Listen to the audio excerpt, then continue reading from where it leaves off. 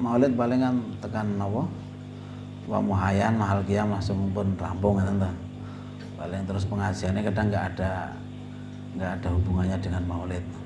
Nah niki napa beberapa tempat pun kula mulai di antarane MBC Kecamatan Bagi ini riyen pun mulai. Jadi selapan sekali setelah Maulid kita membacakan setiap pasalnya diterjemahkan. Nanti nek jenengan gadah kitab ngeten iki dibeto mawon.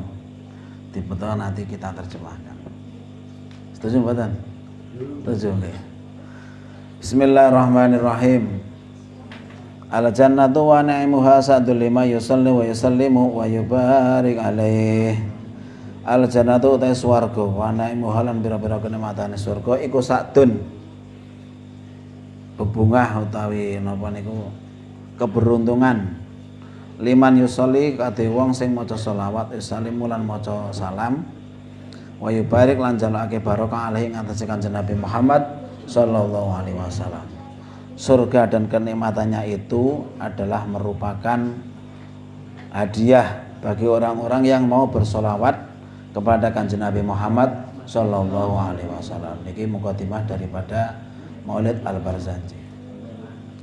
Bismillahirrahmanirrahim. Kelawan nyebut asmane Allah sifat Allah Ar-Rahmani kang paring rahmat kang gede-gede ing dalam dunya lan akhirat, sifat rahmat sifat Allah Ar-Rahimi kang paring rahmat kang lembut ing dalam akhirat belaka. Abtadiu ngawiti ingsun al-imla'a ing nibakake kalam utawa ing nulis bismidzati kelawan asmane zat al-aliyah kang luhur. Ati Mbah Musoneb yang ngarang kitab ini nggih menika Said Ja'far mengatakan saya memulai menulis kitab ini dengan atas nama Allah yang Maha Agung, yang Maha Tinggi.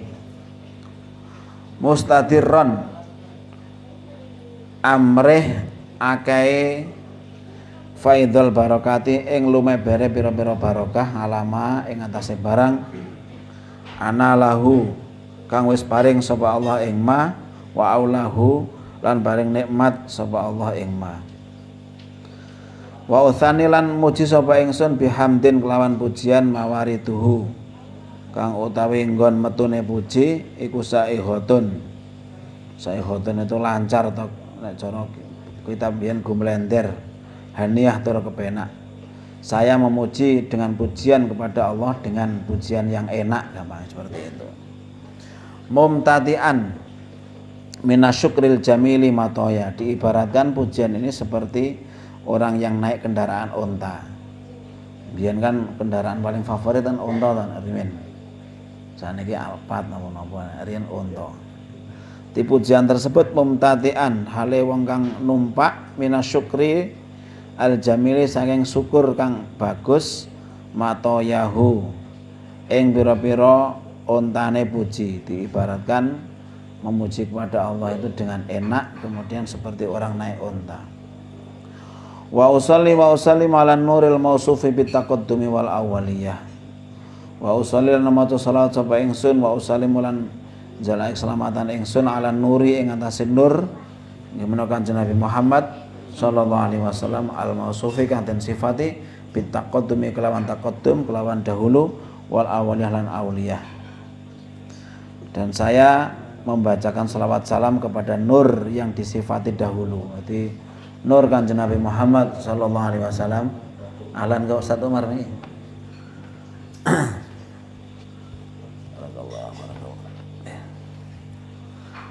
Nur yang apa? Nurnya Nabi Muhammad sallallahu alaihi wasallam diciptakan sebelum adanya sesuatu. Moga.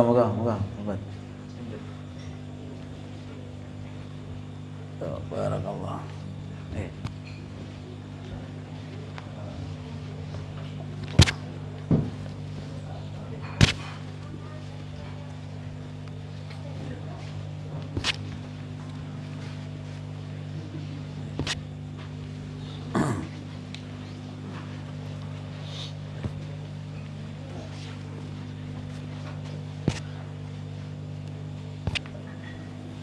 Nggih, barakallah. Salam.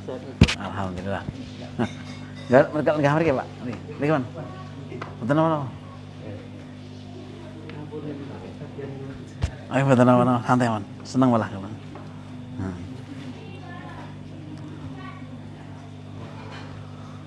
Pun lajengaken malih al-muntakili kang den pindah fil hurari ing dalam pira-pira hurur.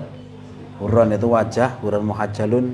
Al-karimati kang mulya wal jibah lan bathuk. Ati Rasulullah nur cahaya Kanjeng Nabi Muhammad sallallahu alaihi wasallam itu dari min adamin ila abihi wa ummihi dipindah cahayanya dari orang-orang tuanya. Arti dari Nabi Adam ke berikut-berikutnya sampai bapak dan ibunya Rasulullah Muhammad sallallahu alaihi wasallam itu orang-orang yang dilewati cahayanya oleh Kanjeng Nabi Muhammad sallallahu alaihi wasallam itu bercahaya. Bahkan mangke enten cerita setelah ini tentang nasabnya anak Kanjeng Nabi bahwa Rasulullah itu di dalam sulbinya mereka itu sudah membaca apa ting mriki enten membaca la ilaha illallah, membaca napa nih pokoke zikir kepada Allah. Kemudian banyak Kanjeng Nabi yang keberapa itu pohon, ada kayu, itu semuanya berkata bahwa nanti cucumu itu akan jadi nabi. Di wit-witan itu ngomong. Sampai Sayyid Abdullah itu dulu karena dilewati nurnya Kanjeng Nabi Muhammad sallallahu alaihi wasallam, beliau itu diperebutkan oleh cewek seluruh kota Mekah. Nah, itu kabeh wong wedoke pengen dinikah oleh napa? Sayyid Abdullah. Nah, akhirnya ketika Sayyid Abdullah itu nikah dengan Ibu Aminah, itu banyak perempuan yang meninggal secara mendadak. Berapa ratus, Mas? Apa ketika itu? 200 sampai itu. Ada 200 perempuan mati mendadak gara-gara apa? Yang dicintai itu menikah dengan orang lain. Ditinggal rapi ceritanya. Tetapi setelah Sayyid Abdullah niku menikah dengan Aminah, terus Aminah itu hamil, Ibu Aminah hamil, nurnya itu pindah ke ibunya. Nah, terus akhirnya Sayyid Abdullah pengen bojo meneh, ora do gelem kabeh. Nah, kenapa ora gelem? Karena sudah enggak ada cahayanya. Biyen ganteng, bercahaya, wong do kepencet kabeh. Setelah nikah dengan Ibu Aminah hamil, kemudian perempuan yang ingin dinikahi dulu itu dibaleni ora gelem kan. Nah, itu nurnya Rasulullah itu dipindah dari para nabi-nabi sampai kepada bapaknya dan ibunya. Makanya tengah berjanji dipun sebutkan taraku sifah hafalam yusibuhu ma'ruhu min adamin wa ila abihi wa ummihi. Jadi orang tuanya Rasul nasabnya sampai Nabi Adam itu enggak ada yang mengerjakan sifah. Sifah ini kan apa? Zino. Safah itu artinya muncrat. Nanti zino itu diibaratkan keluarnya sperma itu tapi dengan tidak cara yang halal. Nanti karena sifah. Wa ahallallahu nikah wa harramas sifah. Allah menghalalkan nikah tapi mengharamkan zino. Makanya sangat kurang ajar kalau ada kelompok-kelompok muslim ngomong Islam saya mengatakan Rasulullah orang tuanya apa? Jadi orang Islam. Jadi orang Islam. Karena orang tuanya Rasulullah sampai Nabi Adam enggak ada satupun yang penyembah berhala. Jadi semuanya bertauhid. Kalau orang-orang selain Yahudi nggih ngikuti milah Ibrahim. Nah, wong Yahudi yang ngikuti Taurat Injil, nek sing ora Yahudi ngikuti milah Ibrahim. Wa astamnihullaha ta'ala ridwana yakhussul itarata tahiratan nabawiyah. Wa astamnihu lan amrih nyuwun peparing sapa ingsun Allah ing Gusti Allah taala ridwanan ing keridhaan yakhussu nertemtokake apa ridwan al-itrata ing dzurriyyah utawi keluargane Kanjeng Nabi Muhammad sallallahu alaihi wasallam at-tahirata kang suci an-nabawiyah kang basa nabi.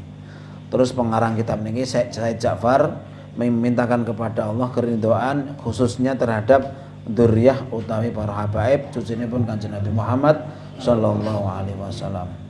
Wa ya'umus sahabata lan nyumambrai atau menyeluruh apa ridwan kepada para sahabat wal atba'alan para tabi'in wa man walahu lan wong-wong kang demen ing para sahabat lan tabi'in. Wa astajdihi lan amrih murih ing Allah hidayatan ing hidayah lisuluki subulil wadihatil jaliyah maring ngambah pira-pira dalan kang cetha kang pertelo al jaliyah kang jelas wa hifdzan lan minta kepada Allah agar dijaga minal ghawayati saking kesasar utawi saking kesalahan fi khittatil khoto'i ing dalam pira-pira panggonan kang luput wa khutahu lan pira-pira napa niku dalan kang luput. Jadi ada yang menerjemahkan khittatil khoto'i itu kesalahan-kesalahan di dalam penulisan kitab Al-Barzanji ini. Jadi Syekh Ja'far mengatakan saya juga minta dijaga dari kesalahan di dalam penulisan kitab ini. Jadi kitab niki disusun berdasarkan sastra. Sastra itu enten prosa, enten puisi. Nek sing ya Nabi salam alaika niku bentuk napa? Bentuk puisi saja. Nek sing ngeten iki bentuke napa? Prosa. Prosae kaya kalimatnya dawa, ada fasal-fasalnya. Tapi nek bait kecil-kecil namanya puisi atau saja. Nek cara bahasa Indonesia, nek cara Arab sastranya macam-macam jenisnya. Ini dengan menggunakan bahasa-bahasa yang indah. Wa angsuru lan menyebarke, ngeser sapa ingsun. Angsuru bahasa saiki ngeser, menebarkan. Bahasa Arab karo bahasa Inggris padha. Wa angsuru lan ngeser sapa ingsun. Min kiswatil maulidi saking kisah kelahirannya Kanjeng Nabi Muhammad sallallahu alaihi wasallam an-nabawiyyi kang bangsa kenabian burudan hale rupa kemul hisanan kang edi apa qaryah tur kang hisanan kang bagus apa qaryah kang edi utawa kang apik. Jadi saya menyebarkan atau mempublikasikan kitab ini berupa kisah-kisah kelahirannya Kanjeng Nabi Muhammad sallallahu alaihi wasallam dengan bahasa yang indah, diibaratkan seperti kain burdah yang indah. Nanti nek wong-wong Arab biyen kuwi nek pakaian kebesarannya nek duwe kempul sing apik. Nanti pamane wis nganggo apa, nganggo gamis, udah nganggo rida atau pakai kempul. Pakai kempul sing apik. Nah, itu pakaian kebesaran. Maka di sini diibaratkan kisah-kisah Nabi ini seperti pakaian kebesaran yang berupa burudan. Burudannya jamaknya burdah. Burdah pramila ana apa Maulid Burdah itu kan sing ngarang sapa? Syekh Busairi ta. Itu beliau stroke lumpuh setelah ngarang kitab itu kemudian bermimpi dikemuli Burdah Kanjeng Nabi njuk lebare iso mlaku. Di berkah ngarang Burdah kuwi terus bisa berjalan sembuh penyakitnya. Maka dinamakan Maulid Burdah karena apa? Dia yang ngarang kitab itu bermimpi dikemuli burdai Kanjeng Nabi Muhammad sallallahu alaihi wasallam. Nadiman minan nasabi syarifi, nadiman hale wong kang ngeronce atau menyusun minan nasabi saking nasab asyarifi kang mulya dan hale rupa apa ya untayan tuhalla kang den paesi yang dipercantik al-masami'u wa wong sing padha ngrungokake bi khulahu kelawan apa kalung, pepaese kalung. Jadi Syekh Ja'far ini menyusun kitab ini diibaratkan seperti untaian kalung mutiara sehingga orang-orang yang mendengar itu merasa enak mendengarkannya. Jadi kitab-kitab Maulid itu nek dibaca itu walaupun enggak tahu artinya itu insya Allah udah seneng, rasanya seneng. Para habaib rumiyin niku nek dakwah ngangge napa sastra-sastra diantaranya menggunakan kitab Maulid nih.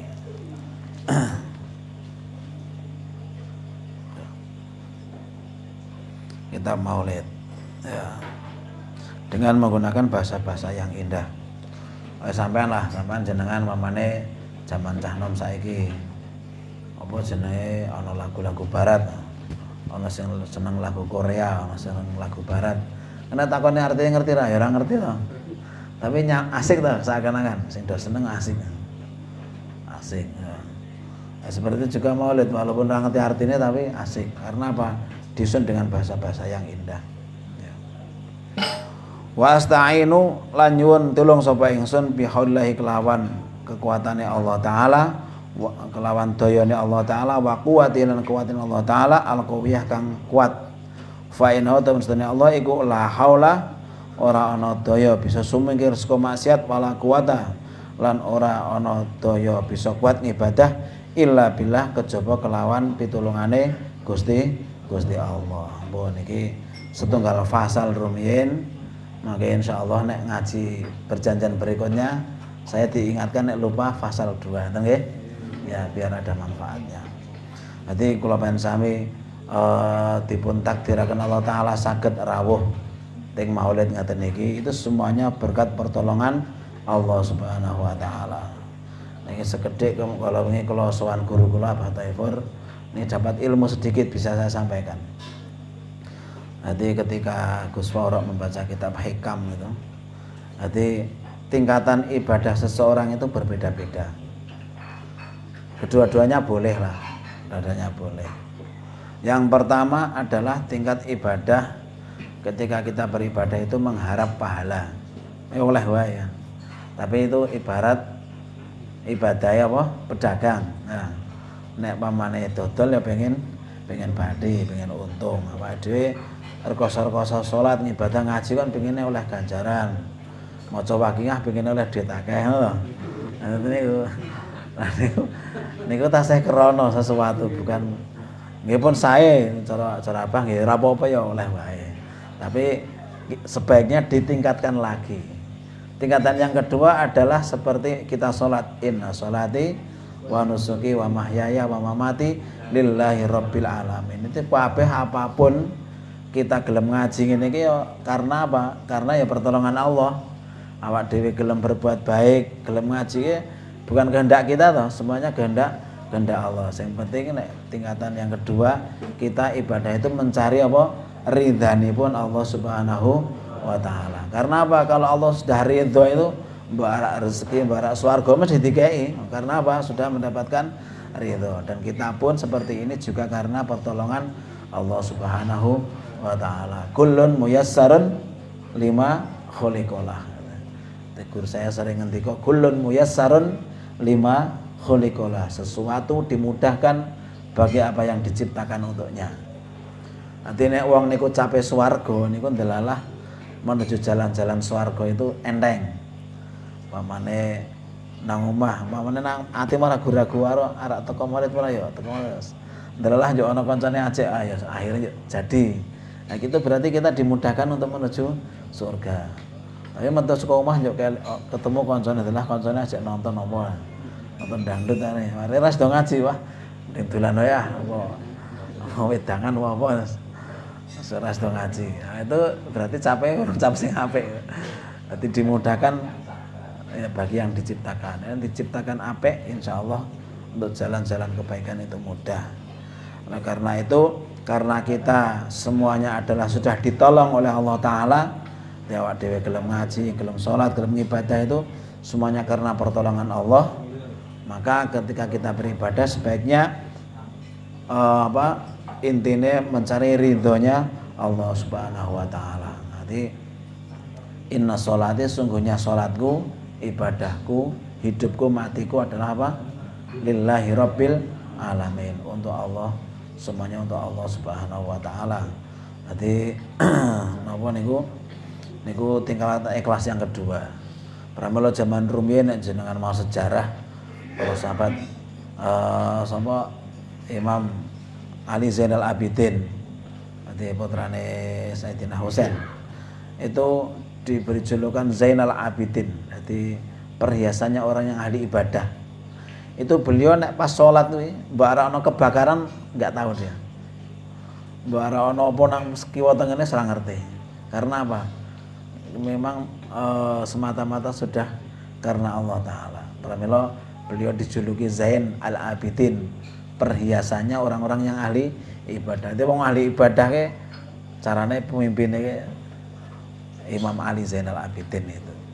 Nanti putune termasuk semua habaib yang dari Sayyidina Husain pasti lewat beliau nasabnya. Zainal Abidin.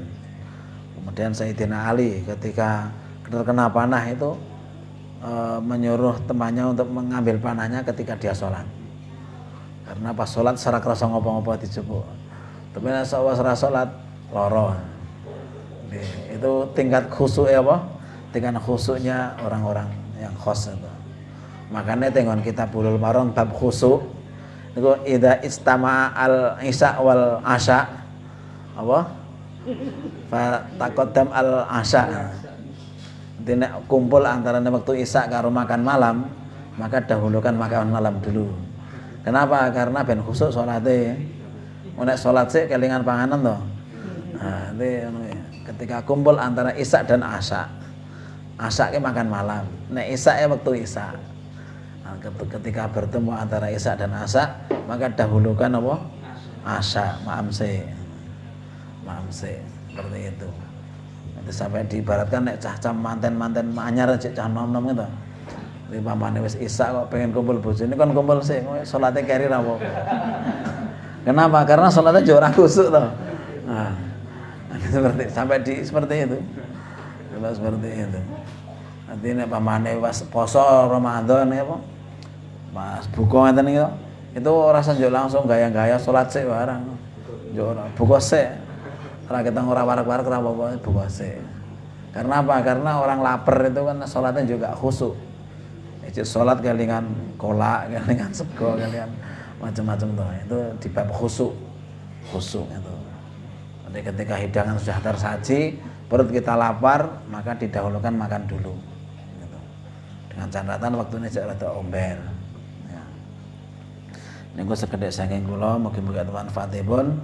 Salajengipun nggih menika mau qasidah dulu apa langsung doa? Oh, jam berapa? Oh. Qasidah dulu, nanti setelah itu doa oleh Ustaz Umar.